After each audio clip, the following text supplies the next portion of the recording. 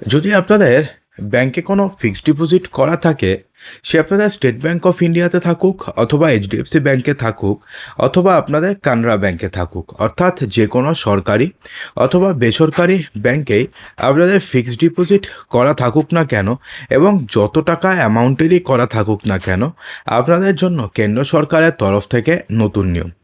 হ্যাঁ বন্ধুরা, যদি আপনাদের ফিক্সড ডিপোজিট করা থাকে তাহলে যে নতুন নিয়মটি জারি হয়েছে সেটি না জানলে পরে আপনাদের সমস্যা হতে পারে। তো আপনাদের যে ব্যাংকে অ্যাকাউন্ট থাকুক না কেন, ভিডিওটি আপনাদের জন্য খুবই ইম্পর্ট্যান্ট হতে চলেছে। তো সেই জন্য ভিডিওটিকে মোটেও স্কিপ না করে সম্পূর্ণ দেখবেন। একটা ছোট্ট রিকোয়েস্ট, ভিডিওটিকে অবশ্যই একটি লাইক করবেন এবং আপনাদের কোন ব্যাংকের পরিষেবা সবথেকে বেশি ভালো লাগে কমেন্ট বক্সে জানাতে ভুলবেন না। দেখুন, যদি আপনাদের ব্যাংকে ফিক্সড ডিপোজিট করা থাকে তাহলে সেক্ষেত্রে আপনাদের দুটো ফর্ম জমা করতে হয় নর্মালি। একটা হচ্ছে 15G অথবা 15(8).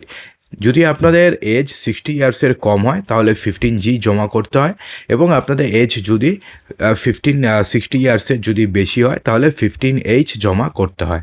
তো 15G 15H যদি আপনি জমা না করেন তাহলে সেক্ষেত্রে কি হতে পারে, অনেকে কিন্তু জানেন না। অনেকে জানেন শুধুমাত্র যে এপ্রিলে 15G অথবা 15H জমা করতে হয়, গিয়ে জমা করে আসেন।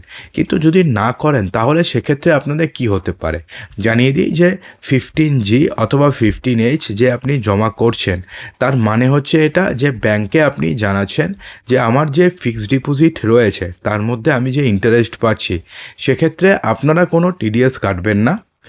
আমার যা টিডিএস থাকবে, আমাকে যা টিডিএস পেমেন্ট করতে হবে, আমি যখন ফিনান্সিয়াল ইয়ারে আমি যখন আইটিআর ফাইল করব তখন সেখানে আমি সব বুঝে নেব।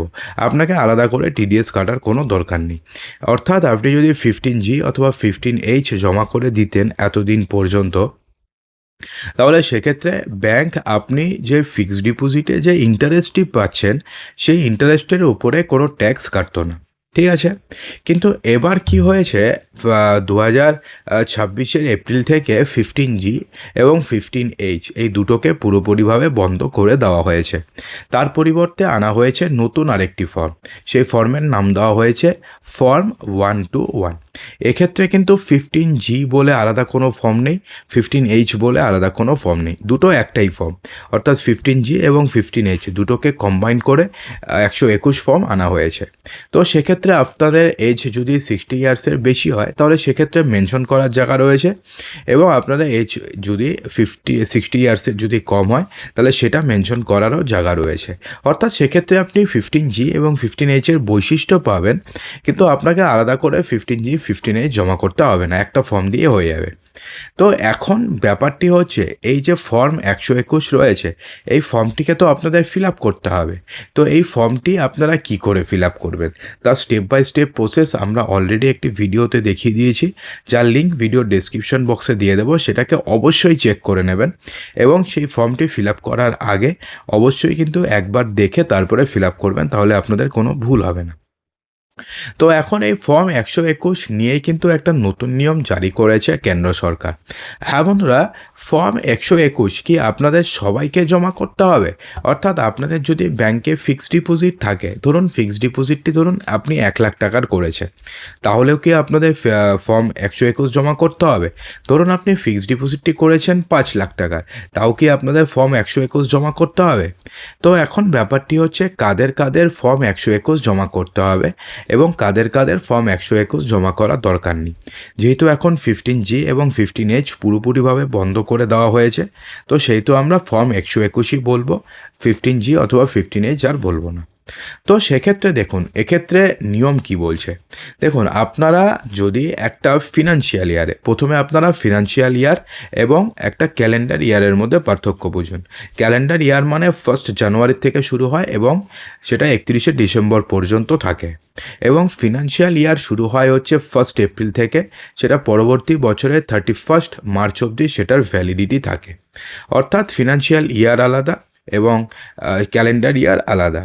তো সেক্ষেত্রে এখন ব্যাপারটি হচ্ছে, আপনি যদি একটা ফিনান্সিয়াল ইয়ারে, অর্থাৎ তার মানে ব্যাপারটি কী হলো, 1 এপ্রিল থেকে পরবর্তী বছরের 31 মার্চ পর্যন্ত যদি আপনারা সব ব্যাংক মিলিয়ে, অর্থাৎ শুধুমাত্র একটা ব্যাংক নয়, সব ব্যাংক মিলিয়ে আপনারা যদি ইন্টারেস্টে আপনারা যদি 40,000-এর বেশি ইনকাম করেন, ইন্টারেস্ট ইনকাম যেটা রয়েছে ব্যাংকের থেকে, এফডির থেকে, তো সেক্ষেত্রে তখন আপনাকে 15G অথবা 15H আগের হিসাবে এখনের হিসাবে হচ্ছে ফর্ম 121 আপনাকে জমা করতে হবে। অর্থাৎ 40,000 পর্যন্ত যদি আপনাদের ইনকাম হয়ে থাকে তাহলে আপনাদের এমনিতেই কোনো ট্যাক্স কাটবে না, অর্থাৎ আপনারা যে ইন্টারেস্টটি পাবেন এফডির উপরে সেটা কোনো টিডিএস কাটবে না। তো সেক্ষেত্রে আপনাদের বেকার ব্যাংকে গিয়ে 121 ফর্ম নেবেন, সেটাকে ফিল আপ করবেন, সেটাকে জমা করবেন, তারপরে আপনি ব্যাংকে গিয়ে খোঁজ নেবেন যে আমার ফর্ম 121টি সাবমিট হয়েছে কিনা। অর্থাৎ এত কিছু কোনো ঝামেলাই নেই। যদি আপনাদের ইন্টারেস্ট ইনকাম একটা ফিনান্সিয়াল ইয়ারে সমস্ত ব্যাংক মিলিয়ে, অর্থাৎ আপনাদের প্যান কার্ডে যদি 40,000-এর কম হয় তাহলে সেক্ষেত্রে আপনাদের অ্যাকাউন্ট থেকে কোনো প্রকারের টিডিএস ডিডাক্ট হয় না, এবং সেক্ষেত্রে আপনাকে কোনো প্রকারের ফর্ম 15G 15H অথবা 121 জমা দেওয়ার কোনো দরকার নেই। কিন্তু যদি আপনাদের ইন্টারেস্ট ইনকাম যদি 40,000-এর বেশি হয় একটা বছরে, তাহলে সেক্ষেত্রে আপনাদের 15G এবং 15H জমা করতে হবে।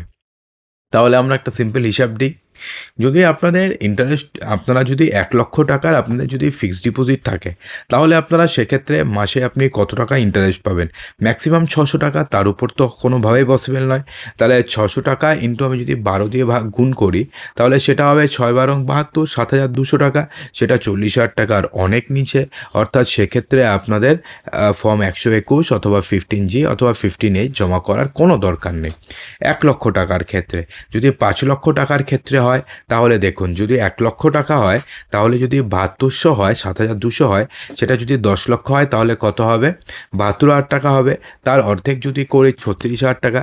অর্থাৎ যদি আপনাদের 5,00,000 টাকাও যদি আপনাদের ফিক্সড ডিপোজিট করা থাকে তাহলে সেক্ষেত্রেও আপনাদের কোনো প্রকারের 15G 15H অথবা ফর্ম 121 জমা দেওয়ার দরকার নেই।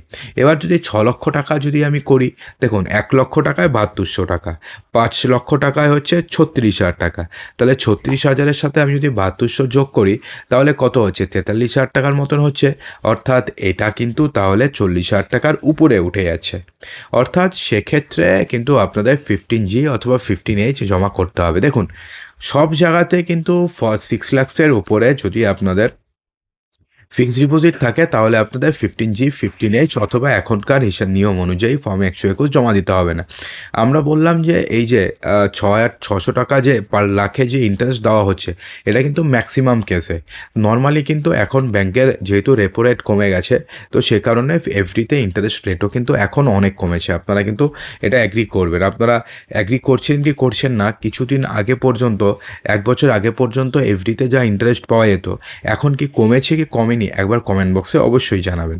সেটা কিন্তু কমেছে। তো সেক্ষেত্রে এফডিতে ইন্টারেস্ট রেট যেহেতু কমে গেছে তো সেহেতু 1,00,000 টাকা থেকে আপনি 6,000 টাকা যদি আপনাকে পেতে হয় তাহলে আপনি বছরে পাচ্ছেন হচ্ছে 7200 টাকা। অর্থাৎ 7.2% ইন্টারেস্ট রেট কিন্তু এখন খুবই কম ব্যাংক দিচ্ছে। বেসরকারি ব্যাংক দিচ্ছে দু একটা, কিন্তু তাছাড়া কিন্তু খুব কম দিচ্ছে। নর্মালি 6.2 6.3 এরকমই ইন্টারেস্ট রেট যাচ্ছে। অর্থাৎ বছরে যাচ্ছে ধরুন 6,200 থেকে 6,300 টাকা। এটা হচ্ছে 1 বছরে 1,00,000 টাকাতে। তাহলে সেক্ষেত্রে 10 লক্ষ টাকাতে কত হচ্ছে? 66,000 টাকা, 62,000 থেকে 63,000 টাকা। তো সেক্ষেত্রে আপনাদের অবশ্যই আপনাদের যদি 10 লক্ষ টাকা থাকে তাহলে সেক্ষেত্রে আপনাদের অবশ্যই ফর্ম 16G 15G অথবা 15H অথবা ফর্ম 121 জমা করতে হবে। কিন্তু যদি ধরুন 6 লক্ষ টাকা থেকে 7 লক্ষ টাকা আপনারা হিসাব করবেন যে পার লাখে আপনারা কত টাকা আপনারা ইন্টারেস্ট পাচ্ছেন, সেটাকে আপনারা জাস্ট 12 দিয়ে গুণ করে দেবেন। যদি গুণফল যদি 40,000 টাকার ওপরে হয় তাহলে আপনারা 15G 15H অথবা ফর্ম 121 জমা করবেন। সেই গুণফল যদি 40,000 টাকার কম হয় তাহলে আপনাদের কিচ্ছু জমা করার দরকার নেই। আপনাদের অ্যাকাউন্ট থেকে ব্যাংক কোনো প্রকারের টিডিএস কাটবে না।